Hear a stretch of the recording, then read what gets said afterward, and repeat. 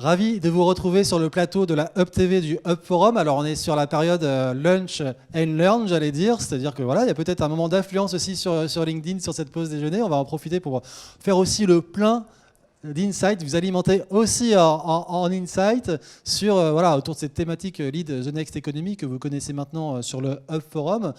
Intéressons-nous aussi à l'industrie 4.0. Entre autres, j'en parlerai avec mes invités, et la digitalisation dans ce secteur qui est particulièrement intéressante à voir avec des marges de progression très importantes. Donc on va en parler sous le format d'une table ronde d'une dizaine de minutes, un peu plus ou un peu moins. On va voir, on se laisse cette liberté, messieurs. Donc je suis très heureux d'accueillir Vincent Jonot de chez Siemens. Bonjour. Soyez le bienvenu. N'hésitez pas à prendre le micro, et Serge Bonneau d'IBM.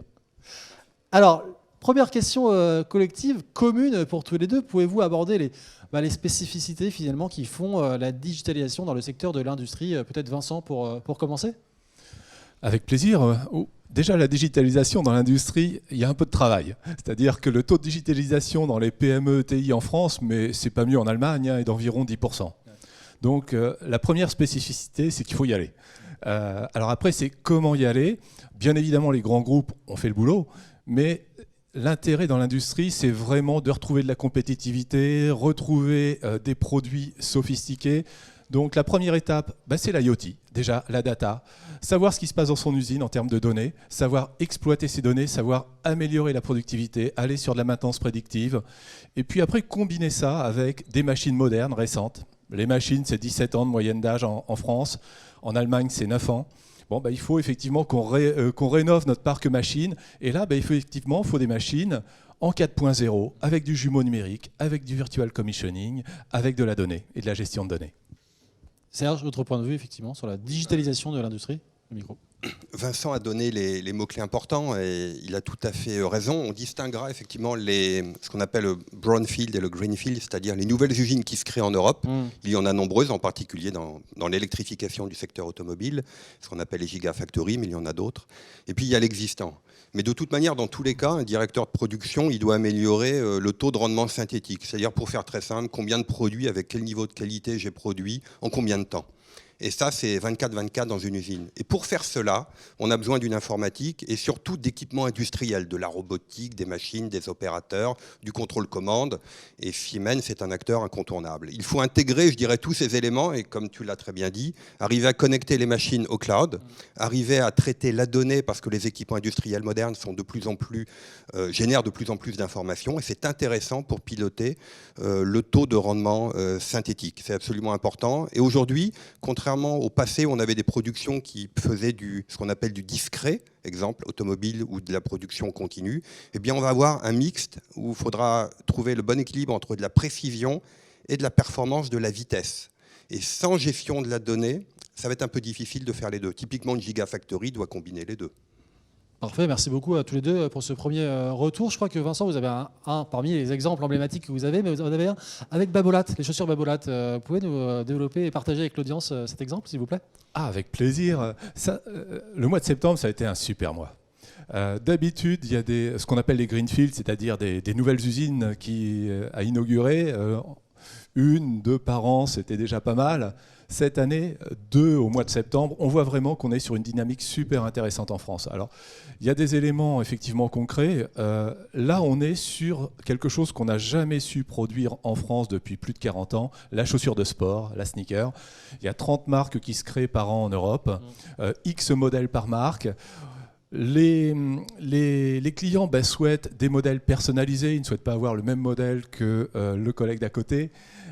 Et il faut des usines, effectivement, qui répondent à ce besoin des clients, mais aussi aux besoins des marques, c'est-à-dire un bilan carbone vertueux, et pas simplement je produis au Vietnam, je fais venir des containers avec le bilan carbone qu'on connaît, avec les coûts qui sont en train de flamber, mais être en mesure de produire en France. Et pour ça, effectivement, une usine moderne, c'est vraiment la clé de la relocalisation. Et effectivement, il y a un entrepreneur qui était l'expert du tissu intelligent, qui a exporté ses tissus en Asie. En Asie, on fabriquait les chaussures et on réimportait les chaussures. Super. Il a réussi à fédérer quelques partenaires autour de lui. Donc les partenaires qui sont ses clients, les marques, Babolat, Salomon, le groupe Millet et d'autres bientôt. qui ont adhéré au projet, qui sont rentrés dans ce projet ASF 4.0, un partenaire technologique, Siemens.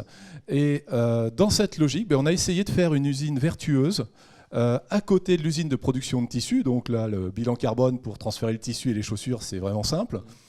Et être en mesure de produire entre une paire et 500 000 paires identiques selon le besoin. Et ça, on l'a fait grâce à l'automatisation de la ligne de production, grâce à la digitalisation.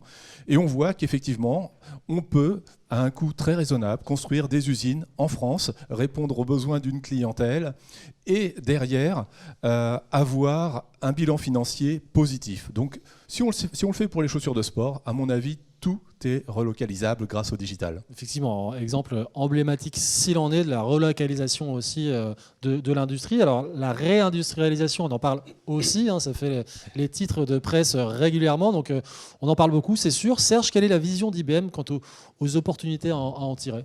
Alors, comme tu l'as dit, Vincent, effectivement, on a une grande partie de nos industriels qui ont des sites industriels existants, qui ont des usines qui opèrent déjà 24/24. Et effectivement, la question pour eux, c'est comment on démarre l'histoire, en fait. Parce qu'on ne va pas effacer tout d'un coup et mettre une magnifique plateforme digitale avec le top du top des équipements. Donc, on va procéder de manière, je dirais, très raisonnable, modeste et très opérationnelle. Contrairement peut-être des approches il y a 20 ou 30 ans qui étaient très... un comité de direction décidé pour... on va aller parler directement aux opérateurs. Bien sûr, on va aller parler au directeur de l'usine. On va essayer de déterminer les processus à améliorer. J'ai un client en tête, je ne le citerai pas, mais il a publié depuis quelques années et témoigné, dans lequel on a amélioré un processus qui est le processus de reconfiguration d'une ligne, ce qu'on appelle le changeover. C'est tout ce qui traite du changeover, du handover, de la manière de suivre la production, où j'en suis aujourd'hui. Donc pour cela, il faut monitorer et superviser les machines. Donc il faut de l'informatique, il faut du edge, il faut de la donnée, comme tu l'as dit, de l'IoT. Donc il faut bien un intégrateur capable de développer ce processus, qui n'est pas automatisé par les logiciels existants, tels que le MES, le MOM ou le CCMS, excusez-moi pour les termes techniques, mais c'est les gros ERP qui pilotent la production. Donc on va parler aux opérateurs, on va écouter ce qui ne va pas. En 2-3 mois, on va livrer une amélioration de processus et on va gagner des points de TRS. Les anglo-saxons disent l'OEE, Overall Effectiveness, Overall Efficiency Effectiveness. Et donc, on va ainsi, sur un petit projet de 3 mois, arriver à convaincre, avoir une architecture de données et améliorer, d'un point de vue business, la performance d'un site qu'on pourra peut-être reproduire sur un second site. Donc, comme tu le disais, Vincent, il faut bien un intégrateur. Non pas 3.0, mais non pas un intégrateur informatique, mais un intégrateur de l'IT et de l'operational technology. On parle d'intégrateur IT, OT, une nouvelle race d'intégrateurs d'une certaine manière. Alors, besoin de flexibilité aussi, de s'adapter avec des investissements dans des solutions les plus récentes, on le sait. Alors, dans la chaîne de continuité numérique, il y a le fameux jumeau numérique. On ne l'a pas encore prononcé, c'est le moment, je pense qu'on peut en parler effectivement. Peut-être Vincent, voire même plusieurs jumeaux numériques en ce qui concerne Siemens, me semble-t-il. Oui, en fait, nous, ce qui nous intéresse, c'est la continuité numérique. On le voyait sur l'usine de chaussures, ce qui est intéressant, c'est de partir du design de la chaussure. C'est de partir du point de commande de la chaussure avec sa personnalisation et d'être en mesure, effectivement, de donner les ordres de production qui vont bien, de sortir le produit qui va bien au bon prix et derrière de reboucler dans un cercle vertueux pour être en mode d'amélioration constant sur la production. Donc oui, pour ça, effectivement, comme on l'évoquait, c'est important d'avoir de la donnée, ce lien IT-OT, mais derrière, effectivement, il faut des machines récentes.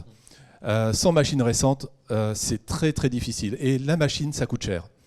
Un investissement de machine, c'est tout de suite 100 000, 500 000, 1 million d'euros. Et ça, autant l'IoT, c'est un investissement très raisonnable, avec des intégrateurs qui ont un vrai métier.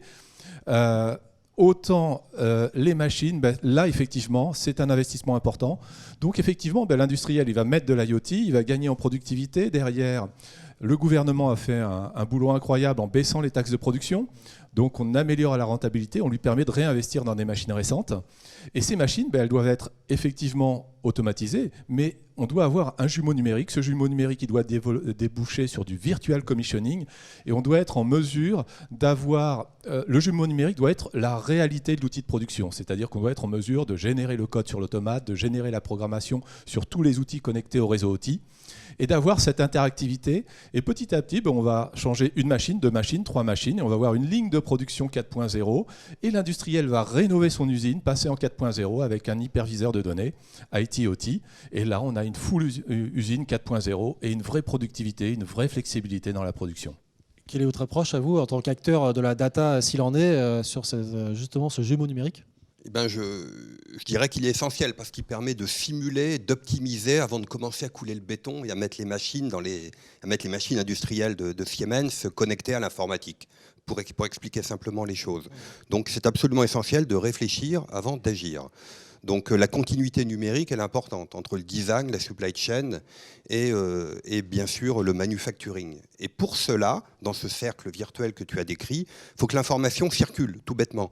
Elle circule entre les usines, les sites industriels et le cloud. Ça, c'est l'intégration verticale. Et puis il y a l'intégration horizontale, c'est-à-dire un processus métier, un changeover, un handover, une reconfiguration de ligne qui prend 8 heures. Et bien peut-être qu'on peut la faire en 4 heures en automatisant, de la supply chain, avec du value stream mapping et autres.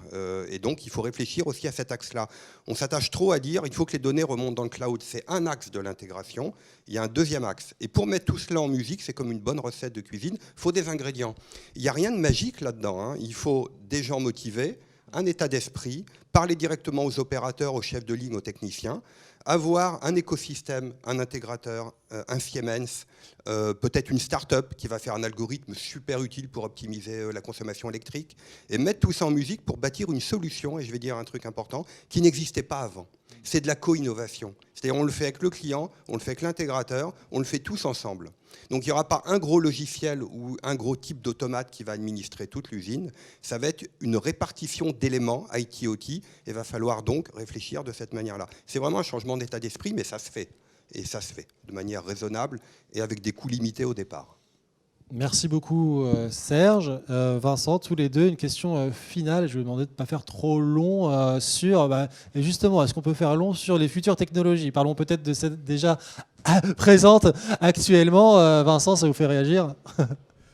Oui, on en revenait à la question de départ. Et effectivement, dans les PME ETI françaises, mais européennes, être sur un taux de digitalisation de moins de 10%, le gros travail, moins de 10%, très important. Il est surtout de mettre en place ces technologies. Comme l'évoquait IBM, c'est vrai que c'est intéressant. Ce ne sont pas des gros investissements, l'IoT. Un petit package de départ, c'est 10 000 €. On capte de la donnée, on stocke de la donnée, on traite de la donnée et on augmente la productivité. Et puis petit à petit, on crée un cluster de compétences autour de cette IoT. Et puis on va monter vers plus de connectivité, plus de compétences, plus de jumeaux. Et ça va se faire tout naturellement. Mais l'écosystème est fondamental et je te rejoins tout à fait. Avant, effectivement, un industriel pouvait avoir un partenaire technologique. Aujourd'hui, il a besoin d'un écosystème autour de lui, bien souvent d'un maître d'œuvre. Et la compétence derrière un intégrateur 4.0 tel que peut l'être IBM est vraiment fondamentale. Serge, un dernier mot ? Oui, avant de parler peut-être de technologies futures, pour ce qu'on appelle la Smart Factory, qui sera entièrement autonome, qui observerait son comportement avec du machine learning, évidemment, il y a probablement de la valeur ici. Mais nous, on insiste beaucoup, il faut d'abord mettre en œuvre, comme tu l'as dit, les fondations techniques communes IT-OT.